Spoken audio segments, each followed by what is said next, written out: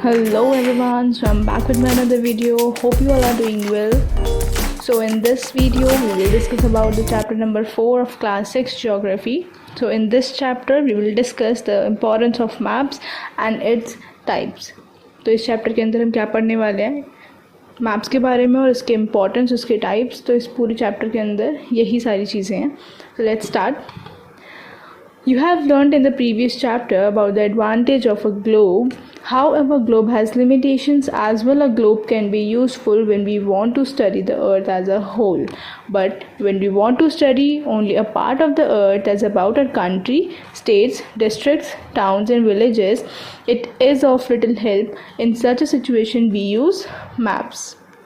तो जैसा कि हमने अपने प्रीवियस चैप्टर में, पहले वाले चैप्टर में पढ़ा था कि ग्लोब की एडवांटेजेस होती क्या है. सो ग्लोब की एडवांटेजेस के बारे में तो हमने पढ़ लिया, बट इस चैप्टर के अंदर क्या है कि ग्लोब की कुछ लिमिटेशंस भी होती हैं. अब जैसे ग्लोब है, ग्लोब किस लिए यूज़फुल होता है कि हम अर्थ को एज अ होल स्टडी कर सकते हैं. But when we talk about कि हमें पार्ट्स को स्टडी करना है, तो अर्थ, वो जो हमारा ग्लोब है, हम उसको यूज़ नहीं कर पाते पार्ट्स की स्टडी करने के लिए. तो हम उन्हीं पार्ट्स की स्टडी करने के लिए, जैसे कि ये country, states, district, towns and villages, इन सब पार्ट्स की स्टडी करने के लिए we use maps in that situation.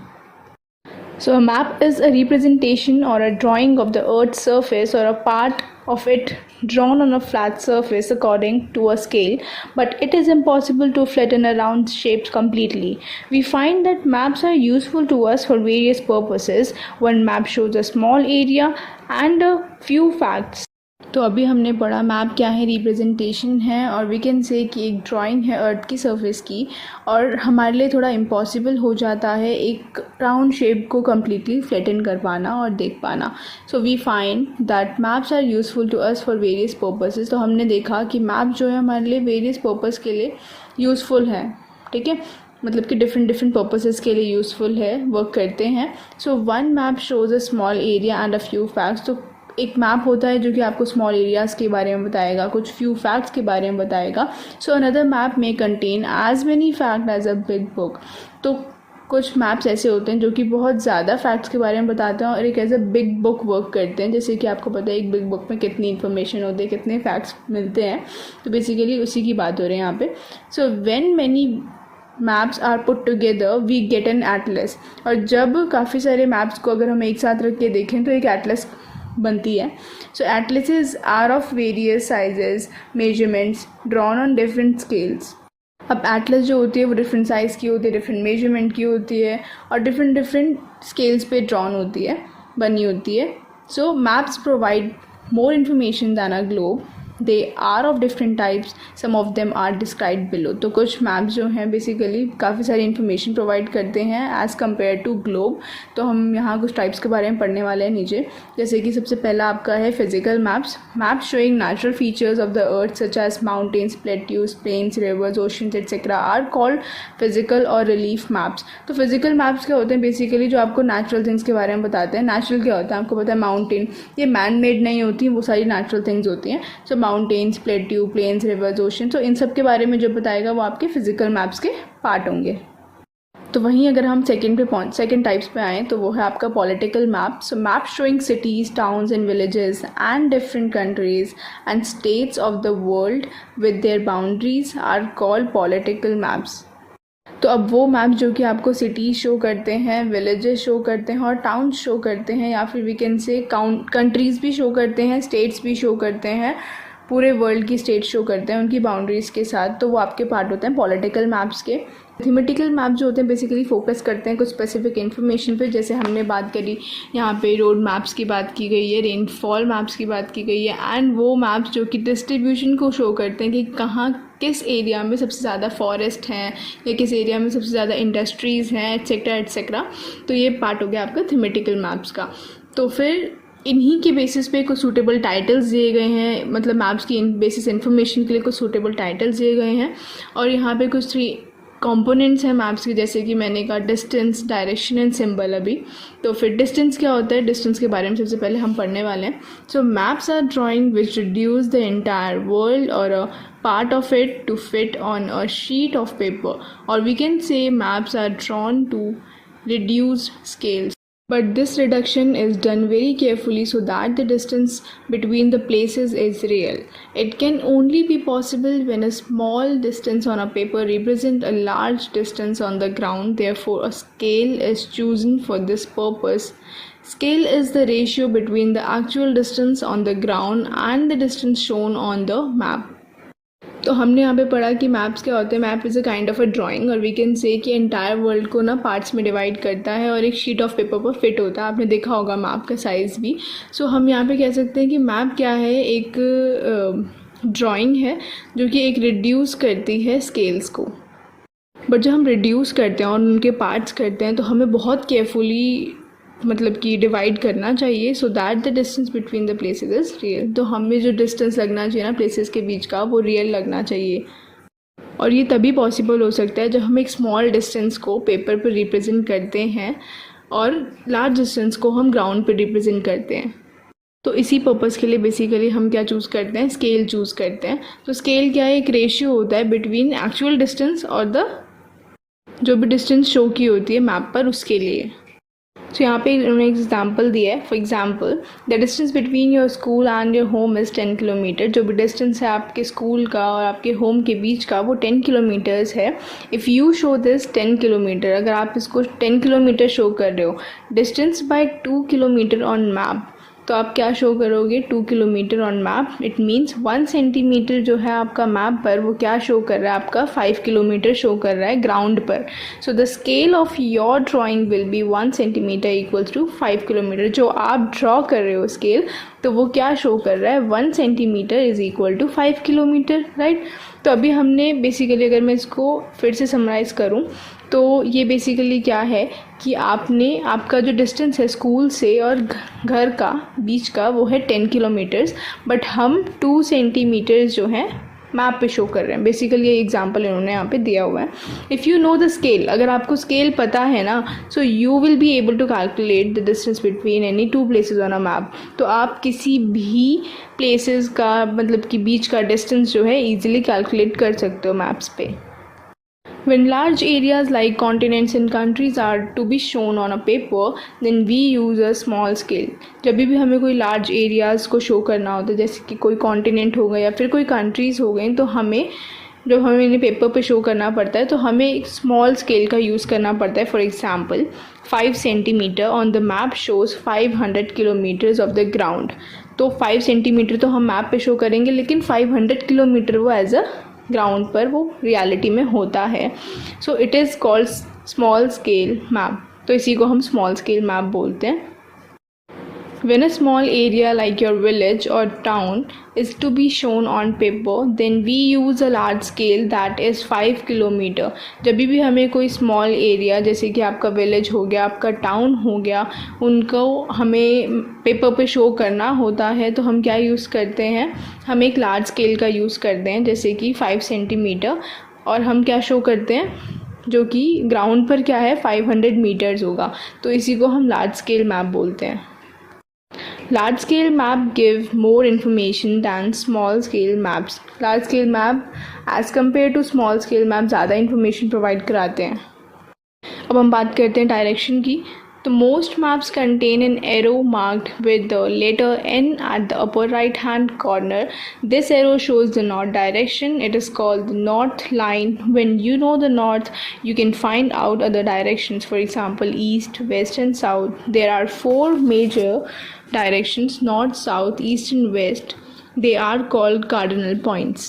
तो बहुत सारे ऐसे मैप्स होते हैं जिन पे एक एरो मार्क होता है ऊपर की तरफ जिसको हम लेटर एन से डिनोट करते हैं और वही लेटर एन की आपको डायरेक्शन बताई जाती है. लेटर एन क्या है, डायरेक्शन है जो कि हमारे नॉर्थ ईस्ट वेस्ट आपने पढ़े होंगे.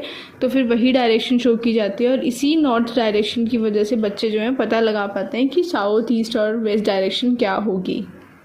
और यही जो डायरेक्शन हमें शो की जाती है north south east and west, यही हमारे क्या होते हैं कार्डिनल पॉइंट्स होते हैं.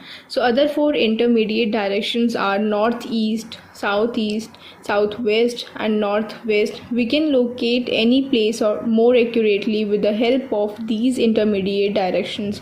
जैसे कि हम देखते हैं कोई भी चीज़ है नॉर्थ और ईस्ट के बीच में है तो हम क्या कहते हैं वो क्या है, नॉर्थ ईस्ट है। तो वही उन्हीं डायरेक्शंस को हम इंटरमीडिएट डायरेक्शन कहते हैं और हम इजीली क्या कर पाते हैं, प्लेस को एक्यूरेटली लोकेट कर पाते हैं with the help of intermediate directions. Find out the following direction from the figure 4.1, the direction of the community center, the playground from Vikas house, the direction of school from shops. We can find out the direction of a place with the help of compass. It is an instrument used to find out main direction. So its magnetic needle always points towards north-south direction. तो यहीं पे आप कुछ directions का पता लगा सकते हो, जैसे कि 4.1 इमेज ऊपर दी गई है, वहाँ पे आप देख सकते हो कि विकास के हाउस से और स्कूल का बीच का जो डिस्टेंस है वो कितना है, आप पता लगा सकते हो देख कर। और नेक्स्ट इन्होंने बोला है कि आप ये भी देख के पता लगा सकते हो कि स्कूल से शॉप का डिस्टेंस कितना है। तो हम क्या कर सकते हैं, डायरेक्शंस का पता लगा सकते हैं with the help of compass. Compass आपने देखा ही होगा, डायरेक्शंस पता लगाने के लिए यूज़ किया जाता है। सो ये यहाँ पे भी लिखा हुआ है कि ये जो इंस्ट्रूमेंट है बेसिकली आपकी जो मेन डायरेक्शंस होते हैं उनका पता लगाता है, एंड जो इसमें मैग्नेटिक नीडल होती है वो ऑलवेज पॉइंट करते हैं कहाँ, नॉर्थ टू साउथ डायरेक्शन में। अब हम आते हैं सिंबल्स पे। So it is the third important component of a map. It is not possible to draw on a map the actual shape and size of different features such as building, roads, bridges, trees, railways, lines or a well. So they are shown by using certain letters, shades, colors, pictures and lines. So these symbols give a lot of information in a limited space. With the use of these symbols, map can be drawn easily and are simple to read. So in symbols की वजह से हम easily read कर पाएंगे। जैसे कि आपको maps में दिए होते हैं, जैसे अगर रिवर होती है तो आपको ब्लू से मतलब कलर किया होता है, या फिर वी कैन से कि अगर कोई टेंपल दिया होता है तो उसमें प्लस का साइन हो गया। क्रिश्चियंस का टेंपल है, चर्च है, जो भी है तो उनको उस तरीके से बनाया जाता है। टेंपल है तो डॉम बना दिया ऊपर से। तो यही सारी चीज़ों को हम सिम्बल्स बोलते हैं और ईजिली पता लगा पाते हैं बच्चे इससे कि वो क्या डिनोट कर रहे हैं, क्या इंडिकेट कर रहे हैं। Even if you don't know the language of an area and therefore cannot ask someone for direction, तो अगर आपको नहीं पता वहाँ प्रॉपर उस एरिया की लैंग्वेज, या फिर वी कैन से कि आपको डायरेक्शन नहीं पता, आप किसी से पूछ भी नहीं पा रहे हो, so you can collect information from maps with the help of these symbols. So आप कलेक्ट कर सकते हो इन्फॉर्मेशन इन मैप्स के थ्रू, जो कि आपको सिम्बल्स के थ्रू दी जाती है, सिम्बल्स की हेल्प से पता कर सकते हो। So maps have a universal language. तो मैप्स के पास क्या एक यूनिवर्सल लैंग्वेज है that can be understood by all, जो कि आप सब ही अंडरस्टूड कर सकते हो। So there is an international agreement regarding the use of these symbols. So these are called conventional symbols. Some of the conventional symbols are shown in the figure 4.3. तो यहाँ पे कन्वेंशनल सिंबल्स का meaning है, जैसे कि आपको यहाँ पे सिंबल्स शो कर दिए गए माउंटेन्स के, तो आप इजीली समझ पाओगे कि वो माउंटेन्स को इंडिकेट कर रहा है, या रिवर्स बना दी, रोड्स बना दी, हाईवे का साइन बना दिया, ट्रीज़ के साइन, ग्रासेस के साइन, तो आप समझ सकते हो वहाँ पे क्रॉप्स की बात हो रही है, वहाँ पे फॉरेस्ट की बात हो रही है। तो इन्हीं कन्वेंशनल सिंबल्स की वजह से आप इजीली डायरेक्शन का पता लगा पाते हो। कोई भी पर्टिकुलर एरिया में कोई भी आपको मान लो फॉरेस्ट पता करना है, तो फॉरेस्ट उन्हीं सिंबल्स की वजह से आप पता कर पाते हो कि वो कौन कौन से एरिया में है। So the next is various colours are use for the same purpose. तो वेरियस कलर कभी कभी सेम पर्पस के लिए भी यूज़ किए जाते हैं। For example generally blue is use for showing water bodies, brown for mountains and yellow for plateau and green is use for plains. तो यहाँ पर जो है इन्होंने बताया कि जो वाटर बॉडीज़ होती हैं उनके लिए हम ब्लू कलर यूज़ करते हैं, माउंटेन्स के लिए ब्राउन कलर यूज़ करते हैं, प्लेट्यू के लिए येलो कलर यूज़ करते हैं एंड ग्रीन कलर जो है प्लेन्स के लिए यूज़ करते हैं। It is very important question for CTET exam. ये अभी आया भी था 2024 आई थिंक जनवरी वाले में, एंड ये लास्ट जो अभी हुआ है जुलाई वाले में उसमें। Next is sketch. A sketch is a drawing mainly based on memory and spot observation and not to scale. Sometimes a rough drawing is required of an area to tell where a particular place is located with respect to other places. Suppose you want to go to your friend's house but you don't know the way. So your friends may make a rough drawing to show the way to his home. So such a rough drawings is drawn without scale and is called a sketch map. अब sketch map क्या होता है? sketch map एक drawing होती है जो कि memory based होती है एंड एक स्पॉट ऑब्जर्वेशन होती है जो स्केल से हम नहीं वो करते। जैसे हमने पीछे पढ़ा कि हम स्केल के अकॉर्डिंग ही सारी चीज़ें करते हैं, बट इसमें हम स्केल का यूज़ नहीं करते। तो हम इसको रफ ड्राइंग भी कह सकते हैं, जो कि एक पर्टिकुलर एरिया के लिए रिक्वायर्ड होती है अगर हमें चाहिए हो तो। जैसे कि सपोज़ कर सकते हो आप अपने फ्रेंड के घर जा रहे हो, बट आपको रास्ता नहीं पता, बस उसने आपको एक रफ ड्राइंग बना दिया कि you have to take left then right then left then right. तो ये क्या हुआ, उसने ये नहीं बताया कि you have to take 5 kilometres, then आपको 5 मीटर्स चलना है, 50 मीटर्स इतना इतना। तो उसने ऐसा आपको कुछ नहीं बताया, बस इसे it is a sketch kind of drawing जो कि आपको एक पर्टिकुलर डायरेक्शन के बारे में बताती है, जिसको हम स्केच मैप बोलते हैं। The next is plan. A plan is a drawing of a small area on a large scale.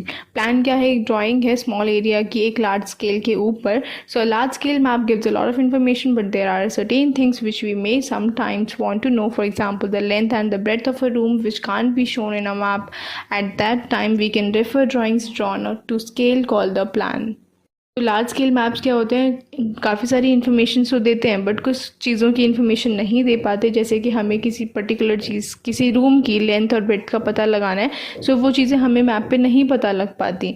सो हम उस टाइम पे क्या करते हैं, हम रेफ़र करते हैं किस चीज़ को, किसी भी ड्राइंग को जो कि ड्रॉन हो अकॉर्डिंग टू अ स्केल, और उसी को हम प्लान बोलते हैं।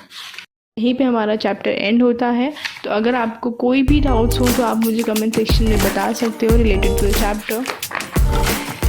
तो अब हम मिलते हैं नेक्स्ट वीडियो में। Thanks for watching. If you enjoy this video please like share and subscribe to the learn with NCERT। We will see you in the next video with a new chapter of our social science series. Until then, take care and keep learning.